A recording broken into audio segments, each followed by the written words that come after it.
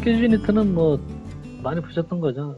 창가 쪽에 펜코일 유니트를 그 상치형, 바닥 상치형을 설치한다든지 아니면 뭐 천정 쪽에 천정 카세트형이나 뭐 이런 천정형 그 펜코일을 설치하는 거고요. 일단 뭐 덕트가 필요 없으니까 그만큼 덕트 설치 공간, 층고를 낮출 수 있는 그런 장점이 있는데 어쨌든 펜코일만 사용하다 보면 온도 맞추더라도 뭐 한계가 안 되기 때문에 이런 부분들이 이제 가장 큰 약점이고요. 어쨌든 공기 방식보다는 운전 동력이 좀 많이 적게 소요되고 팬 소음이라든지 뭐 누수의 우려 있는 부분들 이런 부분들이 있고요. 그다음에 이제 필터 같은 게 각 펜코일마다 다 조그만 것들이 하나씩 다 붙어 있기 때문에 이제 평상시 계속해서 저 필터 청소도 해줘야 되고 또 사람이 많이 이용하거나 먼지가 실내에서 많이 발생되면 코일도 1, 2년에 한 번씩은 청소를 좀 해줘야 되거든요. 근데 하여간 펜코일 청소하는 게 상당히 좀 번거롭다 보니까 이 필터 청소는 그래도 해주는데 코일 청소가 조금 잘 안 돼요. 그래서 이 부분들 때문에 실내 오히려 좀 좋지 않은 공기가 재순환될 수 있는 그런 여지가 있기 때문에 이제 이런 부분들이 좀 문제고요.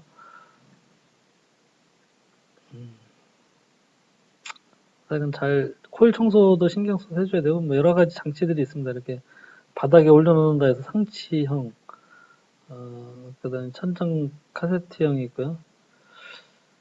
뭐 요즘 하여간 에어컨하고 구별 안 되도록 그 천정형 같은 경우 굉장히 고급스럽게 잘 나오죠.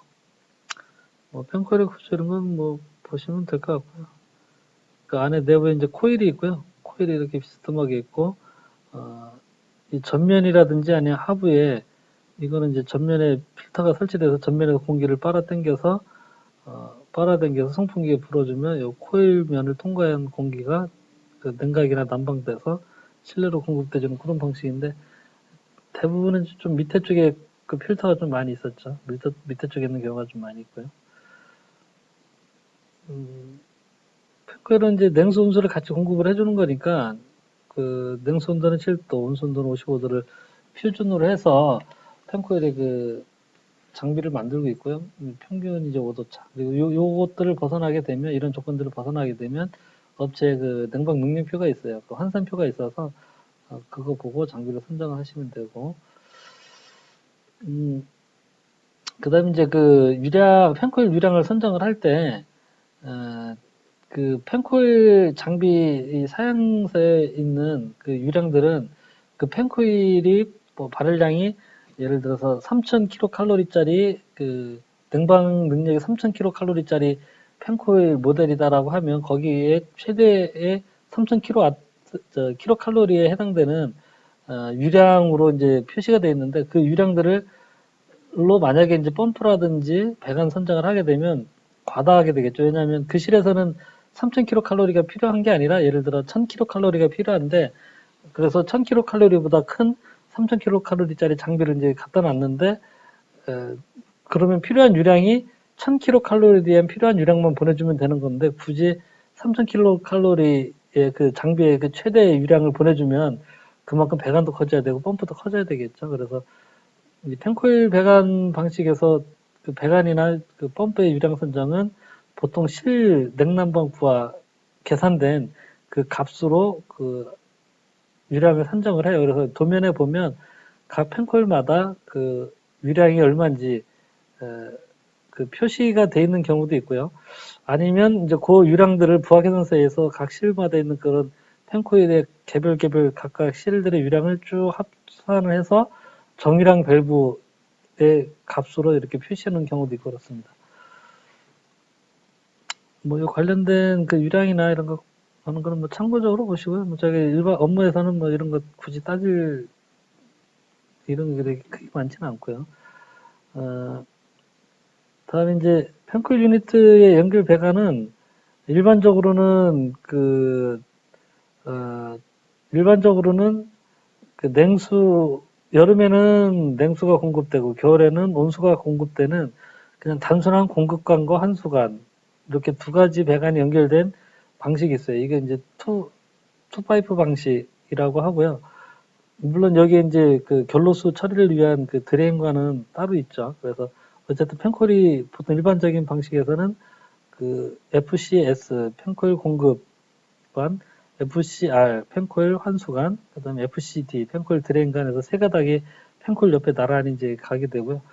근데 요즘은 그 호텔이라든지 뭐 일부 좀 고급 병원이나 이런 데서 그 환절기가 이제 항상 문제가 되잖아요. 환절기에 뭐 아침에는 밤이나 아침에 새벽에는 추웠는데 낮에는 좀 덥고 그러면 밤에는 난방을 해야 되고 낮에는 냉방을 해야 되는 그런 경우들이 많이 생겨요. 그런 경우에 이제 이렇게 배관이 냉수냐 온수냐 하나만 공급하게 되면 그 순간적으로 이렇게 장비들을 바꿔가면서 그 물을 바꿔줄 수 없기 때문에 그럴 때는 이제 파이프를 별도로 둡니다. 냉수 공급, 냉수 환수, 그 온수 공급, 온수 환수. 그래서 냉수 쪽에 두 가닥, 서프라이 리턴 두 가닥, 온수 쪽에 서프라이 리턴 두 가닥, 그 다음에 드레인관, 그 총 5가닥이 되겠죠. 어쨌든 냉수 둘, 온수 둘. 그래서 이런 배관 방식, 이제 포파이프 방식 이렇게 얘기를 하는데 이렇게 되면 거기에 그 냉수 배관하고 온수 배관에 제어 밸브가 별도로 달려있기 때문에 뭐 사용자가 온도 설정하는 거나 필요에 모두 설정하는 거에 따라서 되는 거죠. 뭐 이렇게 보시면 돼요. 온수 공급하는 거 두 가닥, 냉수 공급하는 거 두 가닥. 이게 이제 포파이프 방식이고요. 일반적으로 대부분의 건물에서는 열원 장비를 뭐 냉방 모드로 하느냐, 난방 모드로 하느냐에 따라서 냉수를 공급하는 시즌, 온수를 공급하는 시즌 이렇게 이제 많이 돼 있죠. 펜코일 유니트 제어하는 방식이 대부분 예전에는 이제 DDC 방식을 많이 사용했는데 DDC 방식을 사용하다 보면 이 펜코일 수량이 많아지게 되면 이 통신하는 시간이 좀 많이 걸려요. 이렇게 펜코일마다 짬바 잡아서 이제 DDC 통해서 그 중간 관제 장치로 가는데 이게 통신 신호를 쭉 거쳐서 가기 때문에 시간이 좀 많이 걸리고요. 그 다음에 같이 묶을 수 있는 수량들도 또 좀 적어요.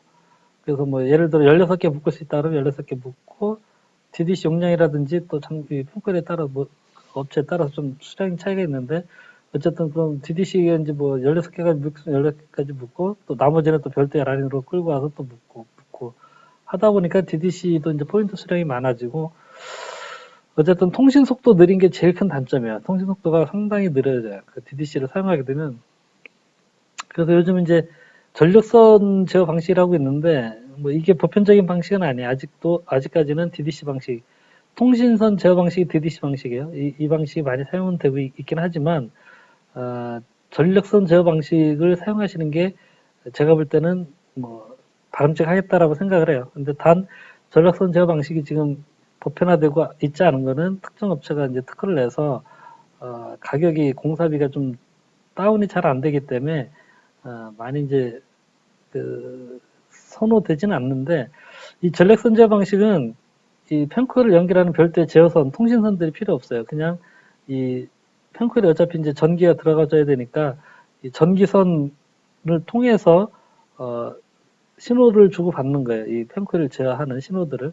그래서 이제 전기 분전함에 전원선이 가 있는 그 전기 분전함에 저희가 이 전력선 제어 업체에서 그 별도의 이제 통신 신호를 뽑아낼 수 있는 그 게이트웨이를 설치를 하고요. 그러면 요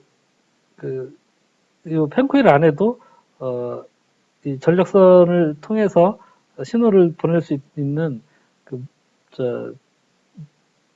기판이 따로 별도로 또 붙어요. 그래서 이런 기존의 DDC 방식하고 전력선 제어 방식은 장비는 다 똑같은데 안에 있는 기판이 좀 다르고요. 분전반에 뭐 이런 장치가 이제 전력선 게이트웨이가 이제 추가로 들어가고 뭐 이건 이제 여기서부터는 이제 통신으로 받아서 뭐 자동 제어 시스템 구성하는 거는 이제 뭐 같은 맥락이고요.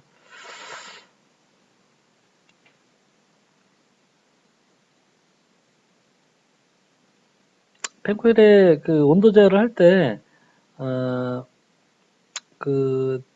이제 펜코일을 개별 제어를 하게 되면 펜코일마다 끄고 해야 되고, 실내 온도에 따라서 펜코일에 들어가는 유량 같은 거를 조절을 해줘야 되기 때문에, 요즘은 개별 제어를 하게 되면, 이렇게 전자 밸브들이 이제 설치되게 되는데, 투웨이 밸브 설치가 되는 경우도 있고요, 3웨이 밸브 설치되는 경우도 있고요. 지금 이거는 이제 3방면에 설치됐네요. 이렇게 공급되는 양 들어갔다 코일에 들어갔다가 나와서 이렇게 다시 이제 환수관으로 가는데 이 부분에 삼방 밸브다 보니까 일부는 예를 들어 이제 100이 공급돼서 50은 일로 그 펜코일 코일로 공급되고 나머지 50은 바로 환수관으로 리턴되게 할 수도 있고요. 그렇게 되면서 이제 그 이쪽에 그 펜코일에 공급되는 유량 자체를 조절하는 게 이제 삼방 밸브고 투웨이 밸브는 단순하게 이제 온오프만 하겠죠. 여기 이제 환수 측에 그 제어 밸브가 있고요. 이렇게 급 공급 측하고는 연결이 안 돼 있겠죠. 그래서 펜코일 키고 끄고 할 때마다 그냥 온오프 시키다든지 아니면 비례제 한다든지.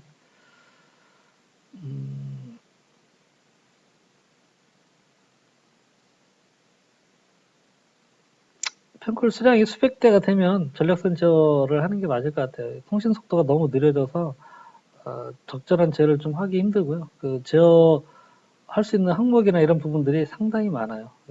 그래서 뭐 업체가 이제 좀 그 공사비 자체는 좀 일을 하는 양에 비해서 높긴 한데 이쪽 일반적인 기존의 DDC 방식에서 그 통신선을 깐다든지 DDC를 그만큼 더 추가한다든지 이러저러한 부분들 고려를 하면 전체적으로 그 펜콜 수량이 많아지면 전체적인 공사 비용은 그렇게 크게 차이가 없는 걸로 저는 뭐 개인적으로 그렇게 생각하고 있습니다. 그 다음에 이제 덕트병용 그 펜콜 유니트 방식이 있는데 아까 말씀드렸다시피 실내 쪽은 공조기가 담당을 하고 창가 쪽은 펜콜이 담당을 하는 그런 방식으로 일반적으로 많이 사용을 하고 있고요. 뭐 하나의 시스템 공조기가 고장나든지 펜코일이 고장나도 다른 그 장치가 있기 때문에 최소 냉난방이 가능한 그런 장점도 있고 또 뭐 시간에 따라서 아침에는 이제 공조기만 틀어서 실내 공기 어느 정도 맞춰주고 그러고 나서 공조기 끄고 온도가 실내 온도가 조금 올라가면 이제 각각의 실마다 필요한 것들은 펜코일이 맞춰서 쓰도록 하고 그러다가 또 뭐 점심때쯤 돼서 환기가 필요하면 다시 공조기 켜주고 뭐 이렇게 이제 여러 가지 시설 운영하는 면에 있어서 편의성이 상당히 높죠. 그래서 요즘 이제 이 부분을 조금 더 그 펜코일이 담당하는 부하량을 단순히 외주부뿐만 아니라 어느 정도 실내에서 발생되는 부하까지도 커버를 어느 정도 할 수 있게끔 용량을 키워서 하게 되면 요 극기 풍량이라든지 공조기 용량 자체를 좀 확 줄여서 그렇게 하는 경우도 있습니다. 그래서 실내 이 공조기는 단순하게 실내에서 필요한 최소 환기량, 최소 외기량만 공급을 해주고 실내 온도 맞추는 것 자체는 거의 펜코일이 하게 하는 그런 방식으로도 요즘 이제 설계를 하고는 있어요. 뭐 일반적인 사례는 아닌데 뭐 어떤 제약 조건이 있다든지 공사비의 제약 조건이 있다든지 증거의 제약 조건이 있으면 그렇게 하는 경우도 상당히 요즘 좀 흔하게 볼 수 있습니다. 복사 냉난방 방식인데 복사 냉난방 방식은 그 복사 열을 전달하는 방식이 여러 가지 있죠. 대류가 있고 전도가 있고 복사가 있는데 그중에 이제 복사하는 방식으로 실내에 그 냉방이나 난방을 해주는 거고요. 이거는 이제 주로 이제 복사 패널을 이용해서 하는데 열 전달하는 양 중 50% 이상이 복사 방식에 의해서 전달이 되면 이제 그런 것들을 복사 냉난방 방식이라 하고요. 이렇게 이제 그 벽이라든지 천정 바닥에 그 냉온수 코일을 매립을 해서 그렇게 이제 그 복사 냉난방을 하는 경우도 있고요.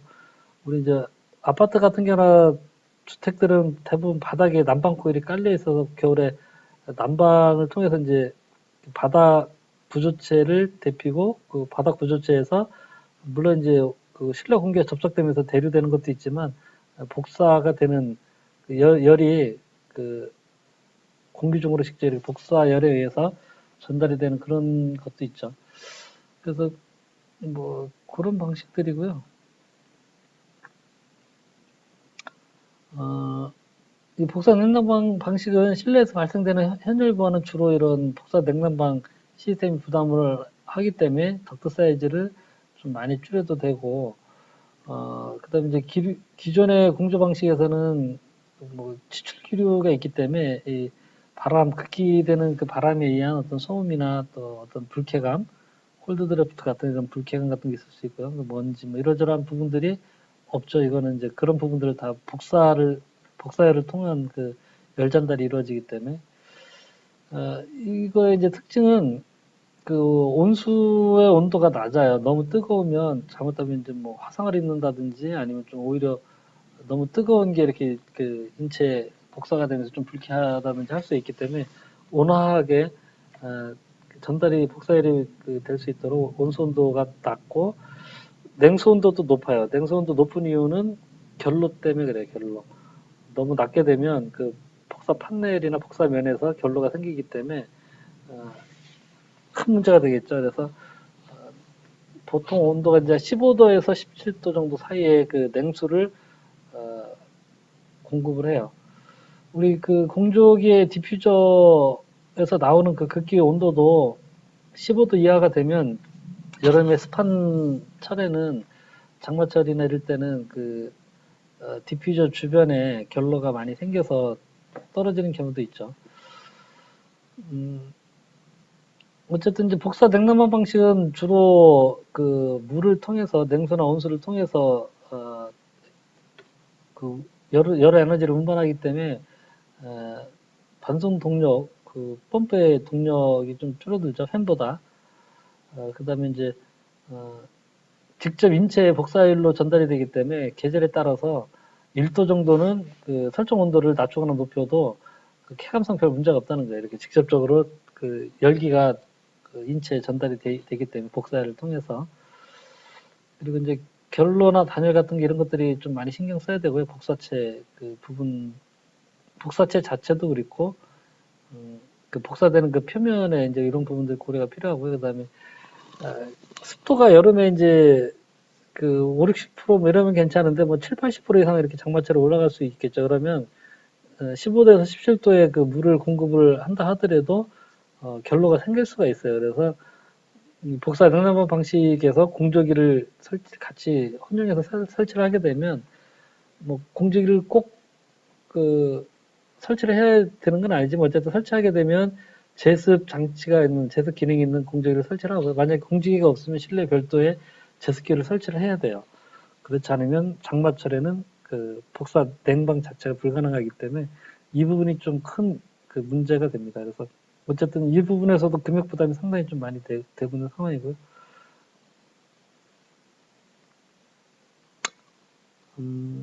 그리고 이제 복사에서 그 온도가 조금 미지근한 또 미지근한 물로 냉방이나 난방을 해주기 때문에 그 반응 속도가 조금 느려요. 그래서 조금 시간이 필요한 경우가 있고, 예를 들어 이제 뭐 아침에 9시 출근이면 뭐 공조기 같은 경우는 한 8시 반이나 30분이나 1시간 전에 틀어서 충분히 실내 온도를 맞춰줬다가 치면 이런 복사 냉난방 방식에서는 뭐 한 2시간 전에 먼저 이렇게 그 복사 그 냉난방 장치를 가동시켜야 되는 이제 그런 차이가 조금 있고요.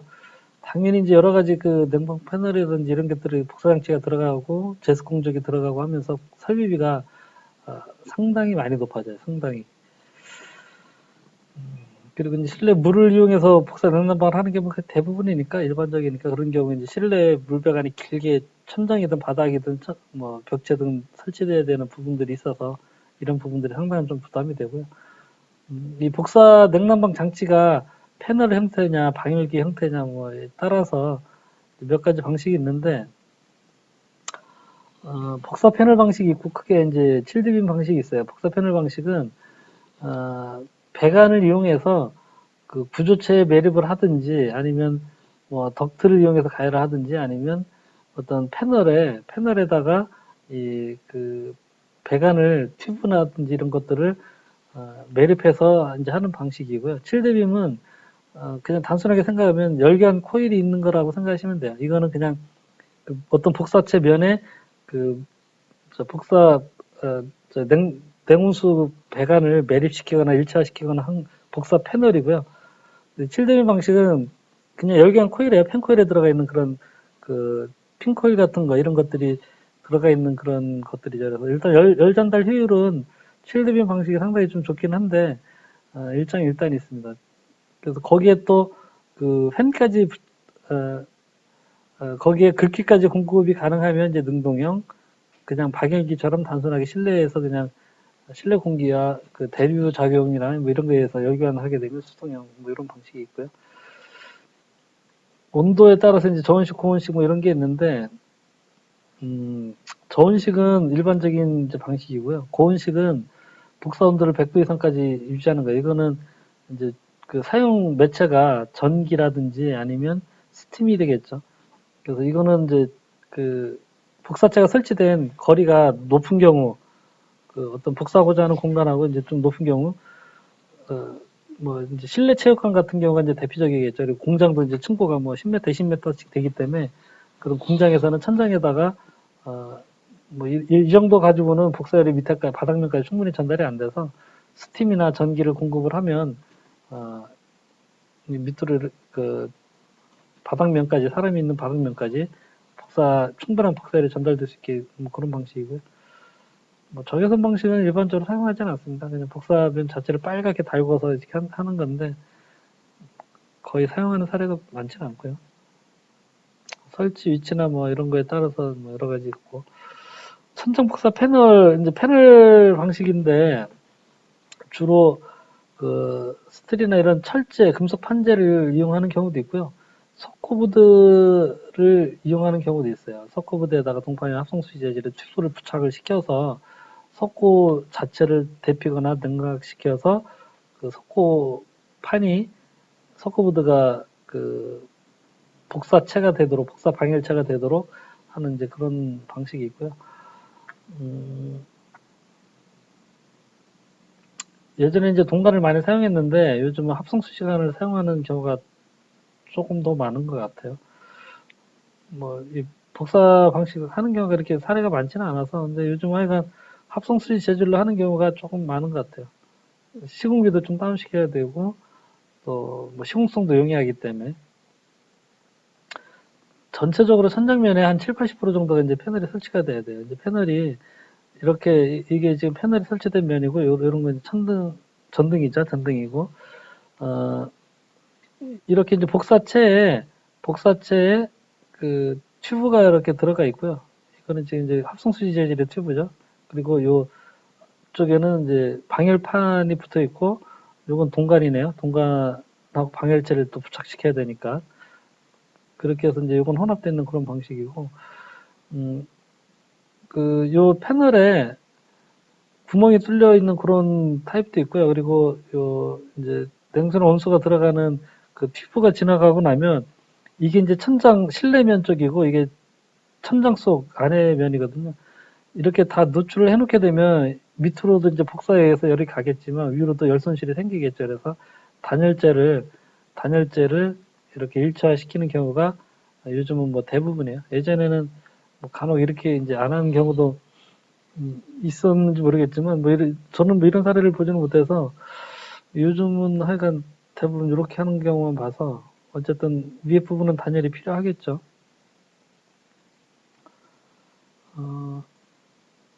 아까 이제 온수온도 뭐 이렇고 물 공급되는 온도하고 환수되는 물 온도 차가 이렇게 크지가 않아요. 이렇게 하다 보니까 이제 실내 열 전달을 충분히 하기 위해서 이 패널의 숫자도 좀 많아져야 되고 저거를 이제 제어하는 방식이 몇 가지 방식이 있는데 뭐 다른 내용들은 읽어보시고요. 이렇게 이제 여러 장비가 있어요. 냉동기나 뭐 보일러나 뭐 이런 게 있어서 헤타가 있고요. 그러면 이 복사 패널이 설치된 각 그 존마다 나가는 이제 밸브들이 있겠죠. 그러면 이렇게 해서 이쪽에 이제 그 냉수가 예를 들어 이렇게 공급이 된다. 그러면 공급돼서 이렇게 올라올 때 실내 온도 조절가 있겠죠. 실내 온도에 맞춰서 이 코일에 그 통과되는 물의 양을 조절을 해야 되겠죠. 그래서 이제 삼방 밸브가 있어요. 삼방 밸브가 이 코일 쪽으로 흐르는 물의 양과 바로 바이패스 시키는 물의 양을 그 조절해 주고요. 이거는 지금 이제 이게 급기적인 그 급수 쪽이네요. 이쪽으로 공급해 주고 이렇게 나오는 거고요. 그리고 어쨌든 이 코일에 그 각 코일마다 뭐 길이도 다르고 또 유량 분배 문제나 뭐 이런 것들이 있어서 이렇게 그 각 존마다 조그마한 소형 펌프를 두는 경우도 있어요. 뭐 이렇게 이제 유량 제어가 원활하게 잘 되고 그렇게 전체적인 시스템이 복잡하지 않으면 요 말단 부분 쪽에 그 펌프가 없는 경우도 있는데 또 이 길이가 너무 길다든지 또 존이 여러 가지 굉장히 많아서 유량 제어가 원활하지 않을 때는 이렇게 펌프를 설치하는 경우도 있습니다. 그래서 뭐 이렇게 이제 기계실에 메인 펌프만 있고 정유량 밸브라든지 트웨이 컨트롤 밸브를 이용해서 하는 예전에는 이제 이런 방식이 많았고요. 업체에 따라서는 이렇게 하는 방식도 있고요. 지금 이제 열화상 카메라로 찍어보니까 천장에 냉방이 되고 있는 그 복사 패널이 금방 이렇게 눈에 띄죠.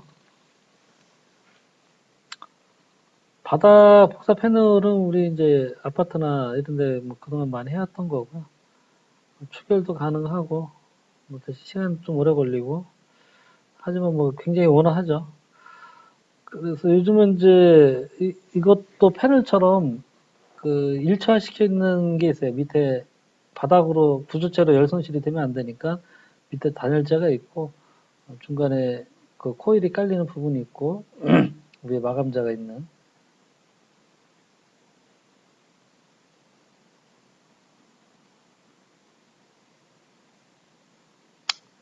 이 복사 패널이 이렇게 이제 천장에 그 설치되게 되면 뭐 이렇게 천장 마감면도 뭐 필요 없는 경우도 있고요.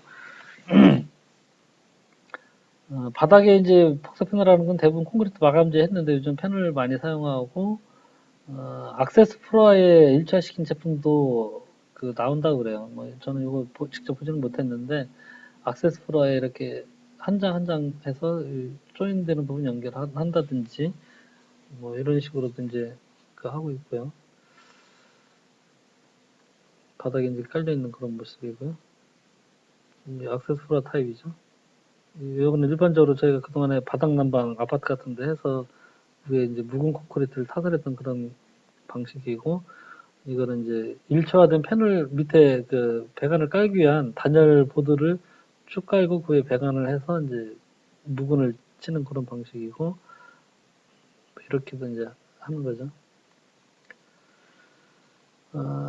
복사 장치 중에 이제 칠드빔이 있는데 칠드빔은 그 뭐 여러 가지 이제 모양들이 있는데 어쨌든 핀코일이 있는 거예요. 핀코일이 위에처럼 저런 배관하고 복사판을 이용한 게 아니라 핀코일이 있어서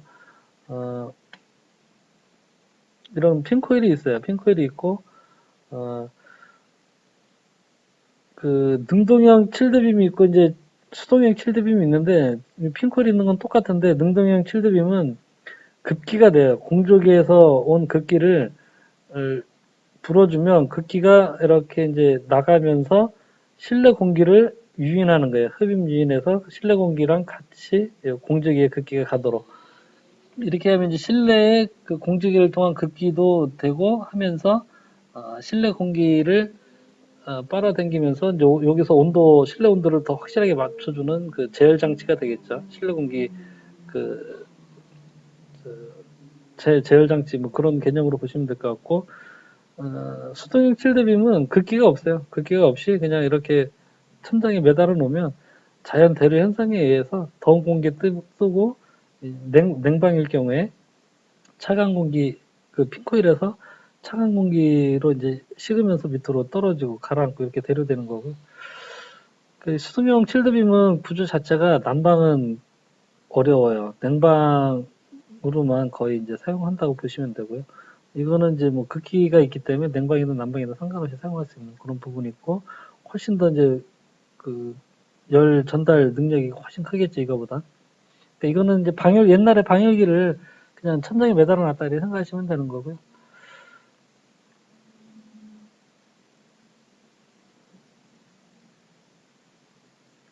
뭐 지금 말씀드렸던 그 내용들이고요. 칠드빔도 이제 설치되어 있는 사람이다 이런 핑크를 보시면 되고 밑에 이제 뭐 마감판이 붙겠죠. 핑크를 노출시키는 보기 지저분하니까. 바닥형도 있어요. 바닥형도 여기서 이제 급기가 공중에서 바닥 급기를 할 때 이건 이제 바닥 공조 방식에서 적용되겠죠. 악세스 프로가 있고 악세스 프로가 밑에 급기 덕트가 있어서 급기 덕트에서 이제 실내로 공기를 공급할 때 예전에 그냥 공급을 하다 보니까 실내 온도를 충분히 맞춰주지 못하는 그런 상황이 되면 여기에 이제 칠드빔이 있는 거죠. 극기 측에. 그래서 악세스파의 한 판을 그 일부를 이렇게 그 칠드빔이 내장되어 있는 판 장치를 설치를 하는 형태로 해서 이제 바닥석 극기가 되는 거죠. 칠드빔은 복사 패널하고 거의 비슷한데 뭐 약간 뭐 큰 차이는 없다고 보시면 되고요. 칠드빔이나 복사 그 패널 방식에서는 내온수 조건이 예전보다 상당히 완화되어 있는 거죠. 뭐 예를 들어 이제 그 완화됐다는 거는 터보 냉동기는 냉수 공급 온도가 5도인데 흡수식 냉동기는 공급 온도가 7도 뭐 이렇게 되잖아요. 그런 것처럼 공급되는 온도 자체가 이제 16도나 뭐 17도 이렇게 냉수 온도가 그렇게 되다 보니까 기존에 뭐 냉동기나 보일러 이런 일반적인 장치 말고도 뭐 지열이나 수열 뭐 기타 여러 가지 그 열들을 이용할 수 있는 그런 가능성이 있다라는 건데 뭐 실제 이런 것들을 이렇게 이용하기는 좀 쉽지 않죠. 왜냐하면 이거 충분히 그 공저 냉방 난방하기 위한 시간이 기존 방식보다는 훨씬 더 길어졌기 때문에 이런 여론들이 안정적으로 뭐 하루 종일 잘 공급이 되면 다행인데 그렇지 않다고 하면 어쩔 수 없겠죠. 이게 이제 천장 폭사 그 패널을 설치한 건데 이제 공장 같은 데 이런 데는 온도가 상당히 좀 높아야 되겠죠. 그래야 밑에까지 잘 폭사열이 전달이 되니까.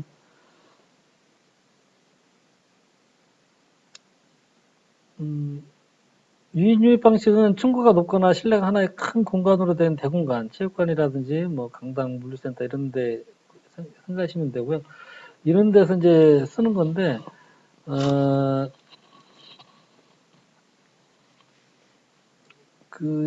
이런 거 보시면 되죠. 뭐 어떤 뭐 큰 이마트나 이런 큰 대형 매장이라고 생각하면, 한 군데에서 이제 그 공주기, 뭐 예전에 보통 제트 공주기라고 흔히 많이 불렀는데, 큰 그냥 패키지 에어컨 생각하시면 되죠. 큰 패키지 에어컨인데 풍량이 조금 많고요. 그리고 토출되는 그 폭속이 세서 그 토출구를 주로 노즐처럼 만들었죠. 그래서 이거 확 쏴주고 당겨오고 확 쏴주고 당겨주고 하는데 공간이 워낙 크다 보니까 중간중간에 유인팬을 달아서 그 지하 주차장에 달려있는 그런 유인팬을 달아서 바람을 또 확 불어주는 거예요. 그래서 실내 공기가 전체적으로 이렇게 순환을 하면서 이 제트 공적이 있는 데로 들어가서 냉방이 되든지 난방이 되든지 해서 다시 그 공기가 계속 실내 나올 수 있게끔. 그래서 이런 것들은 이제 그 덕트가 없기 때문에 그 덕트 설치 공간이라든지 이런 걸 좀 줄일 수 있고요. 일단 덕트를 통해서 공급을 하더라도 높은 데서 이렇게 밑에까지 쏘게 되면 굉장한 풍속이라든지 이런 것들이 필요한데 덕트 방식에서는 그만한 그 정압으로 불어서 그만한 풍량을 불어내주기가 좀 쉽지가 않죠. 그래서 그런 데서는 이제 덕트 사이즈가 너무 커지기 때문에 이런 그 유인 유닛 방식을 이제 사용하는 경우가 많고요. 근데 좀 이게 일단은 소음이 조금 커요. 그 저런 팬이 천장에 여러 군데 매달려서 계속 돌아야 되기 때문에 일단 소음이 좀 크고 그다음에 기류 바람이 좀 세서 그 조금 불쾌함을 느낄 정도로 뭐 그런 경우도 있고 또 먼지 같은 게 또 바닥에 있는 먼지가 들고 일어나서 실내 공기 오히려 더 혼탁해질 수도 있고 그래서 저거는 이제 사용 조건이나 이런 컨디션들을 좀 봐야 됩니다.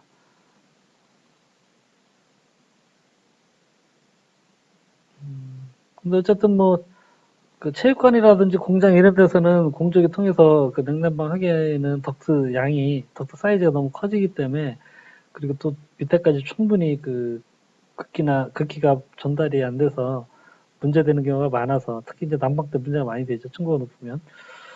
그런 경우에는 뭐 어쨌든 소음을 감수하고서라도 쓰는 경우가 이제 꽤 있습니다.